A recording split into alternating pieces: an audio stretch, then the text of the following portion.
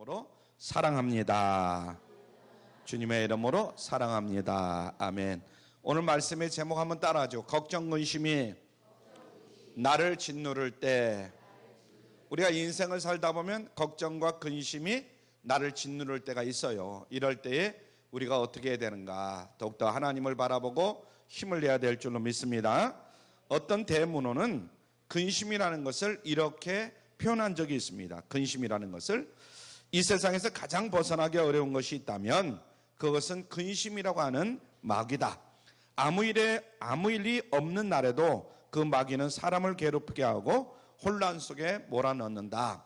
이런 말씀을 했습니다. 여러분, 그럼 근심이란 마귀란 말인가? 근심이 마귀란 말인가? 우리가 이렇게 생각해 볼 수 있잖아요. 표현이 너무 과하다 이렇게 생각될지 모르지만은 마귀가 근심 걱정이다. 그래서 이 마귀가 걱정과 근심을 가지고 오는 사람을 끊임없이 괴롭혀온 것은 사실인 줄로 믿습니다. 아멘. 마귀 사단은 걱정과 근심을 가지고 온 사람이나 또 그 가운데에 가지고 온 가운데에 또 짓눌린 사람이나 모든 사람을 괴롭혀온 것은 사실이다. 특별히 이것으로 예수 믿는 사람을 자주 시험하는 경우가 많습니다. 걱정과 근심을 가지고 우리를 시험할 때가 많다. 이런 의미에서 볼 때에 걱정과 근심은 마귀다. 이런 말도 일리가 있는 말이다. 이렇게 말할 수가 있겠죠. 자, 세상을 살아가면서 우리는 하루도 근심 걱정거리를 떼놓을 수가 있어요, 없어요? 여러분들이 하루하루를 살아가는데 근심거리가 있어요, 없어요? 걱정거리가 있어요, 없어요? 근심 걱정거리가 늘 있다 이 말이죠. 한이반 놀랍게도 복음서를 읽어보면 예수님은 이 근심에 대해서 단 2번밖에 다루질 않고 있어요. 몇 번 다뤘다고요? 2번. 예수님이 만약에 근심과 걱정과 염려를 우리가 하지 말아야 될 것은 매일매일 다뤄야 될 거 아니겠어요? 그런데 성경에 보면 딱 2번밖에 근심과 걱정하지 마라. 이런 말씀이 딱 2번 있습니다. 한 번은 마태복음 6장에 보면 산상수훈이라는 아주 귀한 말씀이 나옵니다. 마태복음 6장에 보면 무엇을 먹을까, 무엇을 마실까, 무엇을 입을까 염려하지 말라. 내일 일은 내일 염려할 것이요 한날의 괴로움은 그날의 족하니라. 이렇게 말씀했어요. 그러니까 우리가 늘 아침에 눈을 뜨면 뭘 먹을까, 뭘 마실까, 무엇을 입을까 늘 염려해요, 염려하지 않아요? 염려합니다. 내일 일은 내일 염려할 것이 한날의 괴로움은 그날의 족하니라. 염려하지 마라, 근심하지 마라, 걱정하지 마라 이렇게 말씀하십니다. 그 후로 근심에 관한 얘기가 전혀 나오지 않다가 요한복음 14장 오늘 본문 말씀에 보니까 1절에 너희는 마음에 못하지 말라, 근심하지 말라, 하나님을 믿으니 또 나를 믿어라 이렇게 말씀하는 거예요. 그러니까 딱 2번 이렇게 말씀하고 있어요. 자, 의외로 예수님은 이 걱정과 근심에 대한 교훈을 많이 하시지 않았다 하는 것을 우리가 염두에 둬야 된다. 하지만 근심과 걱정에 대해서 말씀을 하실 때는 굉장히 단호하게 말씀을 하십니다. 예수님이 딱 2번밖에 말씀을 안 했지만은 근심하지 마라, 걱정하지 마라, 염려하지 마라 할 때는 단호하게 말씀을 하셨어요. 더 이상 어떤 설명을 붙일 필요도 없이 염려하지 마라 단호하게 명령을 하신 것을 봅니다. 그 다음에 바로 나를 믿어라 또 이렇게 명령을 하셔요. 근심하지 마라, 걱정하지 마라, 염려하지 마라. 그리고 그 대신 누구를 믿어라? 나를 믿어라 이렇게 명령이 납니다. 다른 어떤 이야기도 언급하시지 않아요. 이와 같이 단순 명료하고 단호하게 명령하는 그 명령 속에는 분명히 진리가 남아있다. 요한복음 14장 1절에 보면 너희를 얘기하고 있어요. 너희는 마음에 근심하지 말라. 말하자면 너희라고 가리키는 대상들은 지금 제자들을 얘기하는 거죠. 너희는 마음에 근심하지 말할 때 너희는 누구라고요? 거기에 모인 제자들. 무슨 말씀을 하시니까 14장 말씀을 하시니까 그럼 우리 모두를 얘기하는 거지만은 예수님을 따르는 제자들을 지금 얘기하는 거예요. 너희는 이렇게 할 때 가룟 유다를 제외한 11명의 제자들이 지금 예수님을 따르는 거예요. 그들을 앉혀놓고 주님은 뭐라고 말씀하냐면 너희는 마음에 근심하지 말라 이렇게 말씀을 합니다. 제자들로서는 근심할 수밖에 없는 상황일까요? 그렇지 않을까요? 그런 상황에 지금 빠져 있다 이런 이야기입니다. 지금 제자들은 잠을 제대로 잘 수도 없어요. 먹을 수도 없는 위치에 있습니다. 그들은 예수님을 따라서 예루살렘에 들어오면서 긴장감에 휩싸여 있는 것입니다. 왜냐하면 예수님이 공공연히 제자들에게 죽으실 것을 예언하고 있어요. 제자들에게 이제 내가 곧 죽을 것이다, 이것을 예언해주고 있는 그런 상황입니다. 지금 현재 상황이 이런 가운데서 예루살렘에 들어보니까 그 분위기가 보통 분위기가 아니에요. 예수님의 죽으심에 대해서 맞장구를 치듯이 아주 살기가 등등한 이런 모습을 봅니다. 언제 무슨 일이 터질지 도무지 이해할 수 없는 그런 긴장감이 제자들을 공격해오는 이런 상황에 빠져 있단 말이죠. 그래서 상황이 이렇다 보니까 제자들이 근심을 하는 것을 보면 어떻게 보면 당연한 일이었어요. 그래서 제자들의 근심은 세 가지로 볼 수가 있는데 그 하나가 바로 예수님의 운명이었습니다. 예수님의 운명. 제자들은 예수님과 이별할 수 있다는 것, 영원히 헤어질 거라는 그 걱정 때문에 어찌할 줄을 모릅니다. 주님과 함께 계속해서 동행할 줄 알았는데 주님과 곧 헤어진다는 거예요. 또 하나는 자신들이 갖고 있던 세상의 꿈이 산산조각 나버린다는 이런 근심거리가 이들에게 찾아온 겁니다. 집도 버리고 생업도 버리면서까지 부귀의 영화를 누릴까 하고 3년 동안 예수님을 따라다녔는데 결과는 그렇지를 못하는 거예요. 예수님이 곧 죽으실 것 같아. 여러 가지 분위기로 뭐 보니까 붙잡혀가지고 그러니까 근심을 할 수밖에 없다. 걱정을 할 수밖에 없다. 동시에 예수님의 말씀대로라면 예수님이 처형당하실 때에 이제 처형당하실 것인데 예수님의 제자로 이미 많은 사람들이 주목하고 있던 자기들의 신변 또한 안전하지 못할 것이라는 걱정이 생길 수밖에 없었다. 예수님이 떠나고 나면 무엇을 어떻게 해야 할지, 세상을 어떻게 살아야 할지, 또 당장 눈앞에 모인 생계 문제는 어떻게 해야 할지, 모든 일들이 하나하나 생각해 보면 캄캄한 일들이 눈앞에 지금 떠오르는 거죠. 이런 제자들의 걱정은 너무나 당연한 것입니다. 그래서 그들이 이런 것들을 걱정하는 것이 잘못된 일이라는 것을 우리는 충분히 이해할 수 있게 됩니다. 걱정 위에 걱정을 쌓으면 고민한 제자들은 주님이 가만히 보셨습니다. 이제 걱정을 쌓이면서. 그래서 여기서 참 묘한 것은 주님이 제자들에게 걱정이 많다고 나무라지 않았다는 거예요. 우리가 볼 때는 야 이놈들아 뭘 그렇게 걱정하냐, 나를 믿고 따랐으면 아무 소리 말고 믿고 따르지 뭘 그렇게 걱정하냐, 이렇게 한마디 할 수 있는데 그렇게 걱정을 예수님은 말씀하시지 않았어요. 예수님은 걱정하는 제자들을 진심으로 이해를 했습니다. 그래서 너희는 마음에 근심하지 마라, 이렇게 나직히 타이르는 주님을 우리가 발견할 수 있습니다. 너희는 근심하지 마라. 여러분, 주님의 이 한마디를 가만히 우리가 마음속으로 음미해 보시길 바랍니다. 그냥 괜히 그냥 걱정하고 근심하니까 근심하지 마라 이렇게 말씀하셨는 건지, 근심하는 제자들의 마음을 감싸주려는 주님의 마음이 그대로 느껴지는 그런 상황이지만은 오늘날 우리도 마찬가지죠. 근심에서 완전히 벗어나려고 하는 사람이 이 세상에 과연 있을 것인가? 여러분 근심하지 마세요. 걱정하지 마세요. 제가 여러분에게 이렇게 말하면 여러분들이 정말 근심하거나 걱정하지 않을 수 있느냐? 그렇지 않아요. 근심의 소용돌이 속에서 고민할 때가 더 많고 근심 없이 창공을 홀월 날아가는 이 가벼운 마음으로 세상을 살아가는 사람은 그리 많지 않다. 우리가 볼 때 뭐 물질의 걱정, 뭐 이런 걱정 저런 걱정은 안 할지 모르지만 또 다른 걱정이 있을 수 있어요.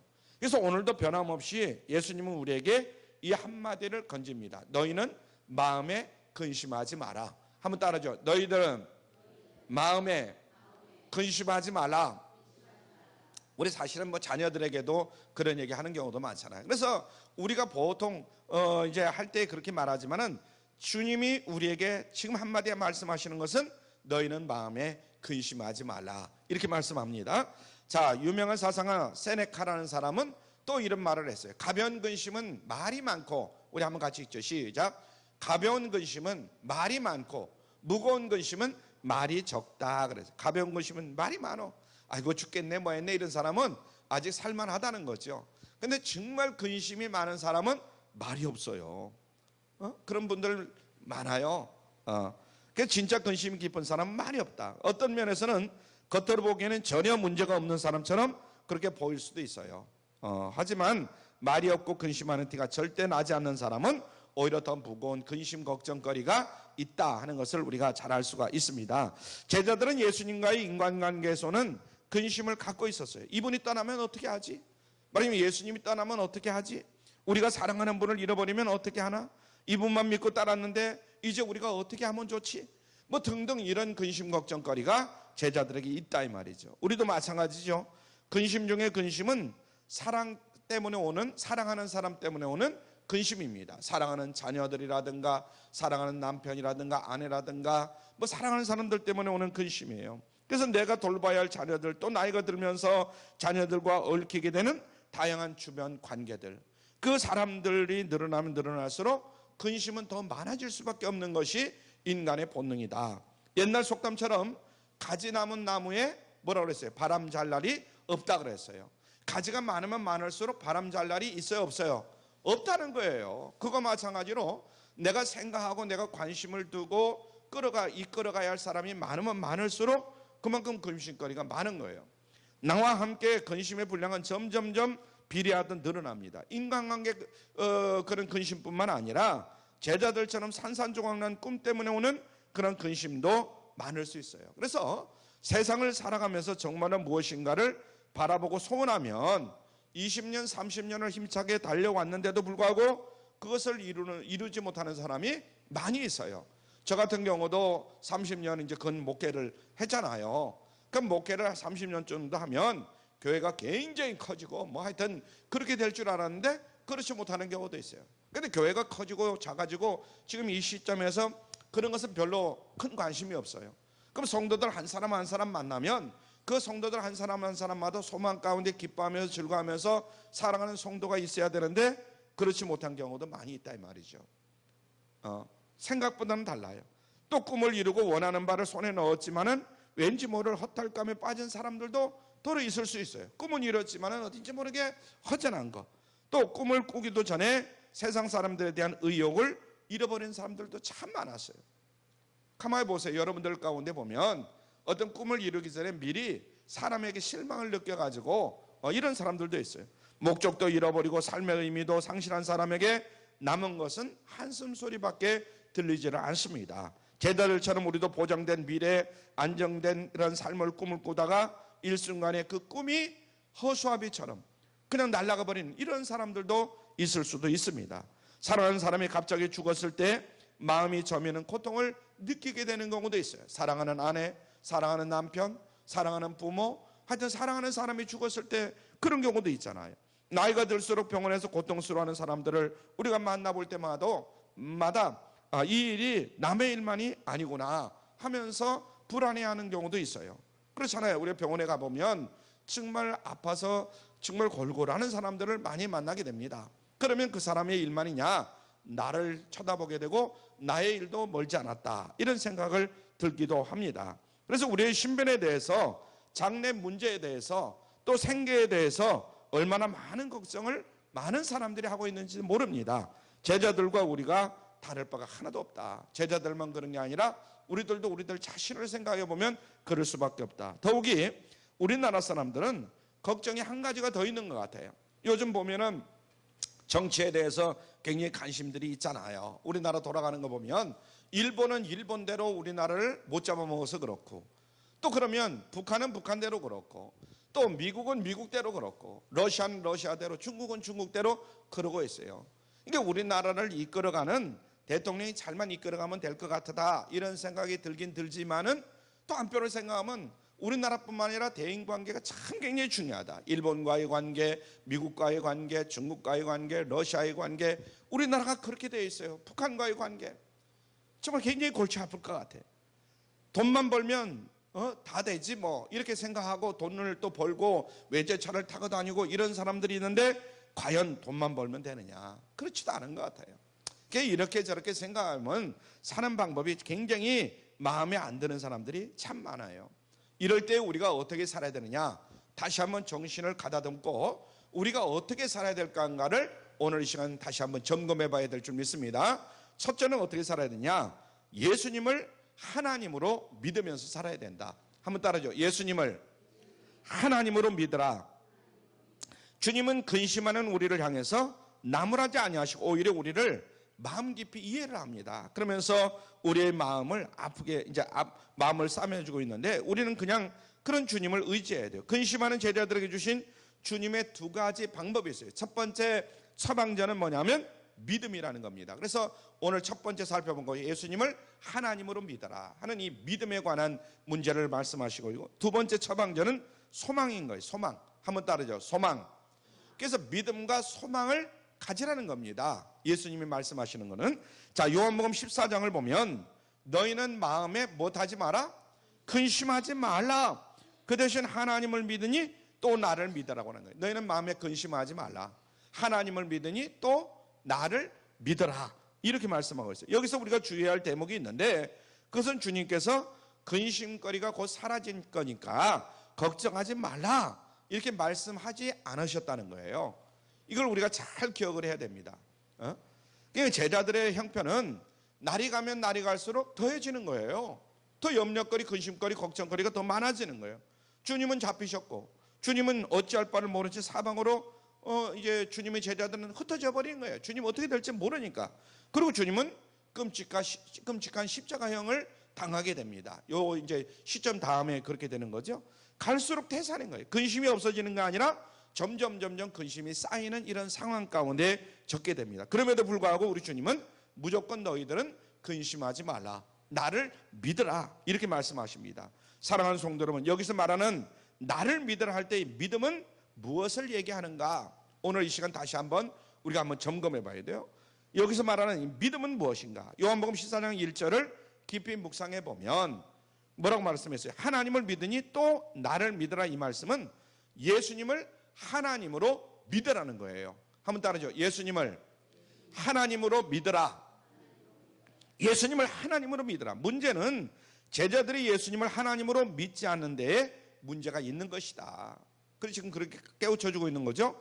제자들이 근심에 깊이 빠진 이유가 바로 여기에 있는 겁니다. 그래서 제자들은 유대교 배경을 가지고 있었기 때문에 하나님에 대해서는 철저하게 이제 믿고 있습니다.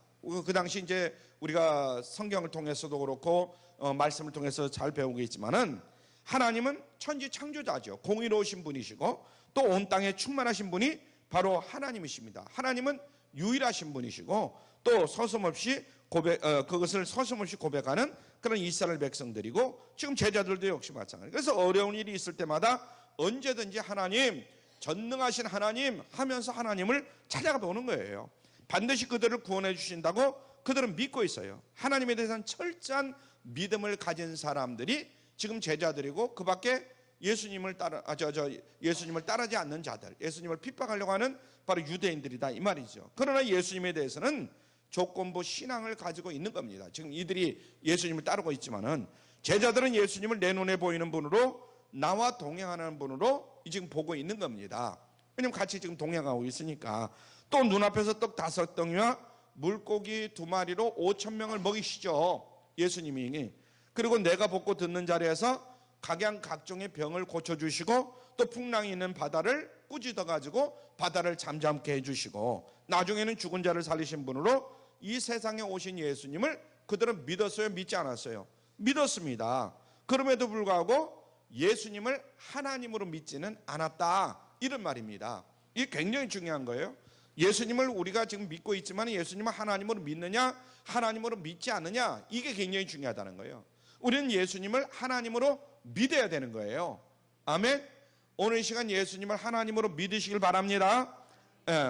자, 그래서 그런데도 불구하고 이 예수님을 따르는 제자들이라든가 이런 사람들은 예수님을 하나님으로 믿지 않는 거예요. 이게 오늘날 참 문제입니다. 요한복음 14장 8절에서 예수님이 빌립이 옆에서 또 그러니까 빌립에게 한마디 합니다. 요한복음 14장 8절, 주여 아버지를 우리에게 보여주옵소서. 빌립이 그렇게 얘기하는 거예요. 주여 아버지를 우리에게 보여주옵소서.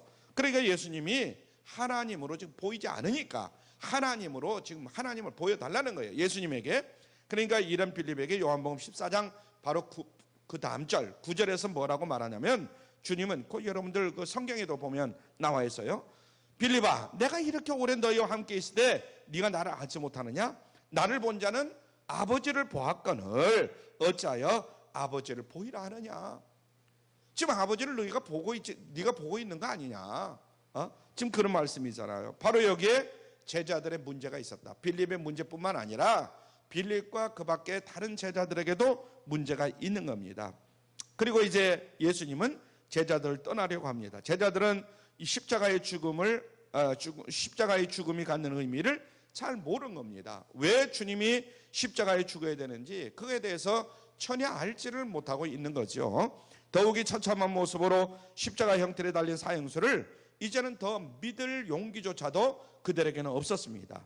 아니, 그러한 믿음이 그들에게는 없었어요. 그래서 그들은 앞이 캄캄한 거예요. 예수님에 대해서 그들은 절망할 수밖에 없는 그런 상황에 놓여 있습니다. 그래서 모든 걸 다 버리고 예수님을 쫓았던 제자들이 왜 이렇게 쉽게 무너질 수 있었는가?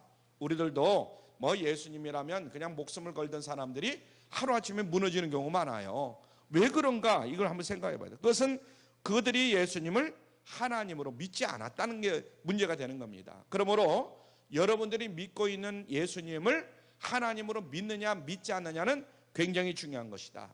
예수님은 뭐라고 말씀하셨습니까? 하나님을 믿으니 또 나를 믿으라, 이렇게 말씀했어요. 요한복음 14장 1절에 그렇게 말씀했잖아요. 자, 너희는 마음에 근심하지 말라. 그리고 하나님을 믿으니 또 나를 믿으라. 요한복음 14장 1절입니다. 자, 시작. 너희는 마음에 근심하지 말라. 하나님을 믿으니 또 나를 믿어라. 여러분들이 하나님을 믿으면 또 나를 믿으라는 거예요. 내가 하나님이라는 거예요.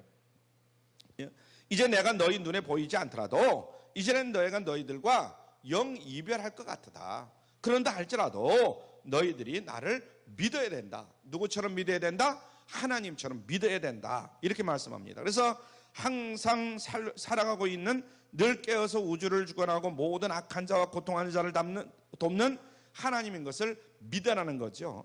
그리하면 염려로부터 자유로울 수가 있다. 우리 모두도 역시 마찬가지입니다. 우리 모두도 이 근심, 걱정, 염려에서 해결되려면 예수님을 누구로 믿어야 된다? 하나님을 믿어야 된다. 하나님으로 믿어야 된다. 이게 굉장히 중요한 겁니다. 그래서 제자들은 결정하는 거예요. 예수님을 하나님으로 믿을 것인가? 계속 절망 가운데 머무를 것인가? 이걸 결정하는 거예요.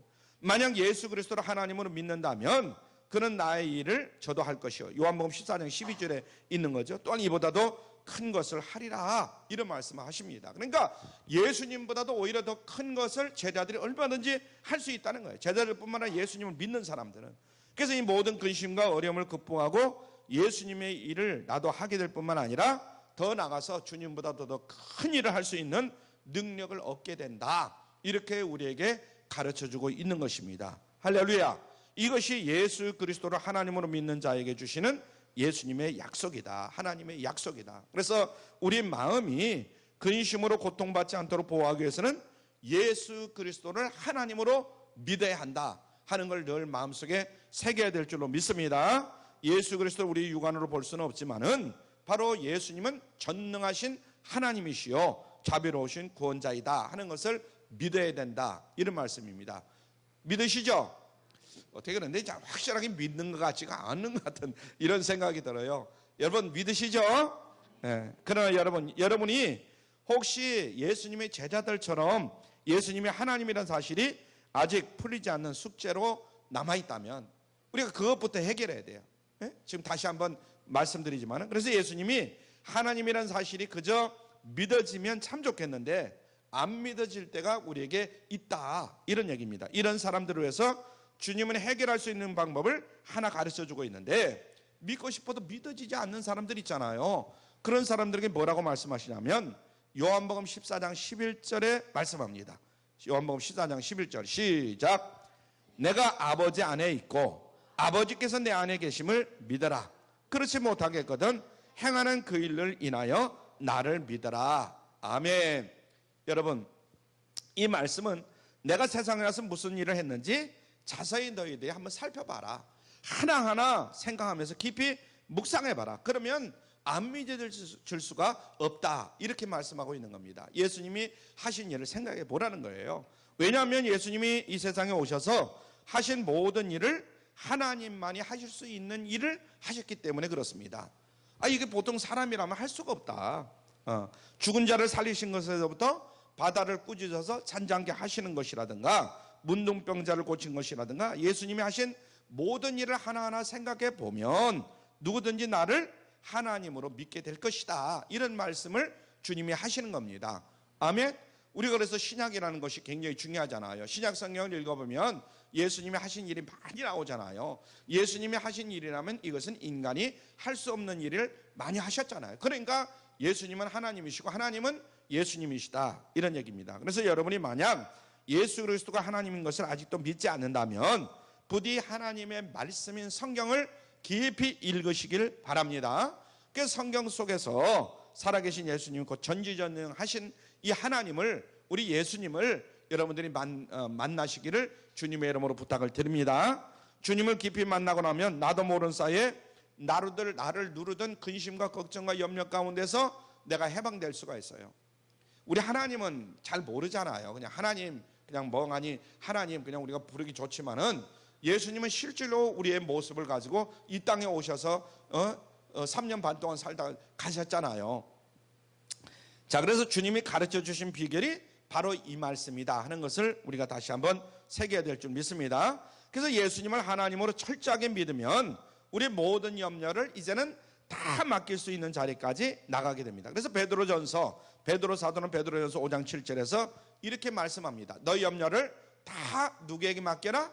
주께 맡겨버리라. 한번 같이 읽죠. 시작. 너희 염려를 다 주께 맡겨버리라. 전부 다 맡겨버리라. 조그마한 염려까지, 근심까지, 걱정까지 가지고 있으려고 하지 마라. 다 맡겨버리라. 그렇게 맡기면 하나님께서 권고하시는 것을 보게 된다, 이렇게 말씀하고 있습니다.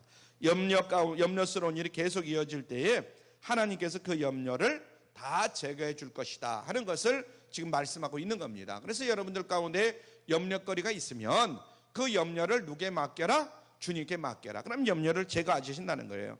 또 나 혼자서 감당하기 벅찰 때 주님이 그 염려를 덜어주실 것을 여러분이 알게 됩니다. 내가 꼭 짊어지고 가야 되는 염려라면 너무 무겁지 않도록 감당할 수 있는 능력을 우리 주님께서 주실 것을 여러분들이 체험하게 될 겁니다. 어떤 문제로 인한 염려가 내게 전혀 유익하지 않는다면 주님은 나보다 더 앞서 가시면서 그 염려를 다 먼저 없애줄 줄로 믿으시길 바랍니다. 그 염려가 내게 별 필요가 없다. 그러면 그 염려를 다 없애버린단 말이죠. 예수 그리스도가 전능하신 하나님인 것을 믿으면 그것을 믿는 믿음만으로 우리가 가지고 있는 모든 염려에서 이제는 자유스러울 수가 있다, 이런 말씀입니다. 이 얼마나 대단한 믿음입니까? 할렐루야. 어떤 환경이든지 염려가 아무리 많이 쌓여있다 할지라도 중요한 것은 예수님을 하나님으로 믿고 인정하느냐 인정하지 않느냐, 이것이 굉장히 중요합니다. 그러므로 요한복음 14장 1절에 있는 너희는 마음에 근심하지 말라. 하나님을 믿으니 또 나를 믿어라. 이런 말씀으로 주님은 우리에게 확실하게 할 것을 요구하고 계십니다. 한번 같이 다시 한번 읽죠. 시작. 너희는 마음에 근심하지 말라. 하나님을 믿으니 또 나를 믿어라. 굉장히 중요한 거예요. 그래서 모든 권세 위에 뛰어난 예수님의 이름을 믿으면 예수님이 우리 마음 가운데로 들어와 계셔서 우리를 근심하게 만들던 마귀 사단을 다 물리쳐 줄 것을 믿으시길 바랍니다. 할렐루야. 이 주님이 이 원리를 아시기 때문에 우리에게 이 명령을 하시는 거예요. 그래서 크게 첫 번째로 우리는 예수님을 하나님으로 믿으셔야 된다. 한번 따라서 예수님을 하나님으로 믿자. 자, 두 번째는 천국 소망을 품으라, 이 말이에요. 천국의 소망을 품으라. 예수님이 주신 두 번째 처방이 바로 소망입니다. 소망. 요한복음 14장 2절에 보면 우리가 1절부터 4절까지 읽었는데 2절 상반절에 보면 내 아버지 집에 거할 곳이 많도다, 이런 말씀을 하셨죠. 요한복음 또 14장 3절에 보면 가서 너희를 위하여 처소를 예비하면, 이런 말씀이 나옵니다. 예수님은 우리를 위하여 처소를 마련한다는 거예요. 여러분 처소가 저 천국에 마련되어 있어요, 없어요? 마련해 있어요. 예수님이 다 마련해 놓으셨다는 거예요. 그러니까 우리는 걱정할 거 없어요. 처소를 준비하는 일이 다 끝나면 이제 주님이 제자들에게 오셔서 그 제자들을 한 명 한 명 또 데려가신다는 거예요. 이것이 바로 우리의 소망인 줄로 믿습니다. 우리는 죽으면 어디 가요? 천국 가는 거예요. 거기에 내 자리가 다 있어요. 믿으십니까? 이게 우리에게 소망이다, 이런 얘기죠. 그래서 예수님의 죽으심으로 우리는 죄에서 다 해방된 사람들이에요. 우리가 예수를 믿음으로 이제 죄에서 해방된 사람입니다. 주님이 부활하심으로 새 생명을 얻을 줄로 믿습니다. 주님이 승천하심으로 하나님 나라에 당당히 걸어갈 자격을 우리는 얻었습니다. 이것이 주님께서 우리에게 주신 복이다. 우리가 예수님을 믿음으로 구원함을 얻고 영생을 얻은 것이요, 우리가 예수님을 믿음으로 말미암아 죽으면 저 하늘 저 천국에 다 들어가는 거예요.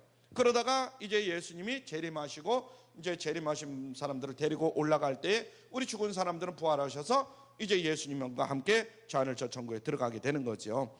그래서 주님의 손을 잡고 영원한 나라, 근심이 다시는 따라올 수 없는 그 나라에 들어가게 살 줄로 믿으시길 바랍니다. 이것이 우리의 소망이다. 자, 그래서 예수님의 죽으심으로 우리는 죄에서 다 해방이 되었습니다. 주님이 부활하심으로 새 생명을 얻은 줄로 믿습니다. 주님이 승천하심으로 하나님 나라에 당당히 들어갈 수 있는 자격을 얻은 줄로 믿습니다. 이것이 주님이 우리에게 주신 복이다. 그래서 예수님이 재림하시면 우리는 할렐루야 찬송하면서 주님의 손을 잡고 저 영원한 나라, 근심이 다시는 따라올 수 없는 그 나라에 들어가서 살게 될 것이다. 이것이 바로 우리의 소망인 줄로 믿으시길 바랍니다. 주님께서 마치 집을 준비하는 것처럼 하나님의 나라를 표현하는데 더 깊은 의미가 있습니다. 우리는 하나님 나라에 가면 하나님 나라 이러면 감을 좀 잡기가 좀 그려요. 우리가 직접 가보질 않았으니까. 그리고 뭐 글로 보면은 이게 잘 잡히질 않아요. 그것은 물질 세계가 아니기 때문에 이 세상 차원에서 설명하기가 참 어렵습니다. 하나님 나라 그러면. 그래서 성경을 아무리 보아도 하나님 나라를 정확하게 묘사할 수 있는 그런 이야기가 없어요. 그래서 하나님은 영이시고 영이신 하나님은 형체가 없으시고 형체가 없으신 하나님은 어떤 공간이 필요해요? 필요치 않아요. 공간이 필요치 않는 거예요. 그러나 하나님이신 예수님은 이 땅에 무엇으로 오셨어요? 몸으로 오신 거예요. 몸이 있으신 거예요. 그리고 죽으실 때도 몸으로 가셨고 또 부활 승천하신 다음에 또 나중에 재림하실 때 보니까 예수님이 몸을 입고 오신 거예요. 그러므로 우리들도 거할 수 있는 저 하늘 저 천국이 있는 줄로 믿습니다. 몸으로 거할 수 있는 천국이. 그래서 그 나라 가면은 그 손에 못자국을 보아 알겠네. 주님이 손에 못자국도 그대로 간직하고 있잖아요. 그래서 어떤 사람에게는 주님이 자신을 위해서 아름다운 처소를 준비해 둔 것을 기대하며 이 세상에서 더욱더 열심히 주를 위해서 달리는 믿음이 있는 줄로 믿습니다. 아예 일생 동안 세상 것은 다 해로 여기고 허드슨 테일러처럼 그저 복음을 위해 살다가 주님께 돌아간 사람들도 많이 있습니다. 하나님은 공평하신 분이고 상을 주시는 분이심을 믿으시길 바랍니다. 복음을 위해서 한평생 살아온 사람은 하늘의 별같이 빛난다, 이런 말씀이 성경에 있습니다. 그 영광이 특별하다, 이런 말이죠. 그래서 예수님의 11 제자들은 다 예수님 때문에 순교를 했습니다. 그래서 이들을 위해서 주님이 준비하신 그 처소는 참으로 기가 막힐 것이다. 그래서 주님은 제자들에게 너희는 소망을 가져라. 너에게는 갈 곳이 있다. 내가 데리러 올 것이다. 이렇게 당부를 하셨습니다. 이 소망을 가지면 근심에서 얼마든지 자유로울 수 있는 우리 모두가 될 수 있는 줄로 믿으시길 바랍니다. 주님께서 걱정하는 제자들에게 두 가지 처방을 주셨어요. 그것은 뭐냐? 예수님을 하나님으로 믿으라는 권면입니다. 한번 따라하죠. 예수님을 하나님으로 믿어라. 또 장차 예수님이 제자들을 데리러 오리라는 이런 소망을 가져야 된다. 이런 말씀입니다. 믿고 소망하든지 아니면 걱정하든지 둘 중에 하나를 선택해야 된다. 여러분 믿으실 거죠? 아멘. 그래서 이 땅에 보면 두 사람이 있습니다. 걱정 근심을 벗어버리고 그것으로 대수롭지 않게 여기며 힘차게 다시 일어설 수 있는 새 힘을 주님께서 허락해 주실 줄로 믿으시길 바랍니다. 이와 같은 은혜를 받아 누리는 여러분들 다 되시기를 주님의 이름으로 축원합니다. 그래서 제자들에게 주님 마지막 말씀을 이렇게 하시죠. 근심하지 말라. 하나님을 믿으니 또 나를 믿어라. 내가 처소를 다 예비하면 너희를 데리러 이제 올 것이다. 그러므로 믿고 소망하라. 그러면 모든 근심에서 벗어날 수 있으리라. 할렐루야. 여러분 그렇게 믿으시길 바랍니다. 기도합니다.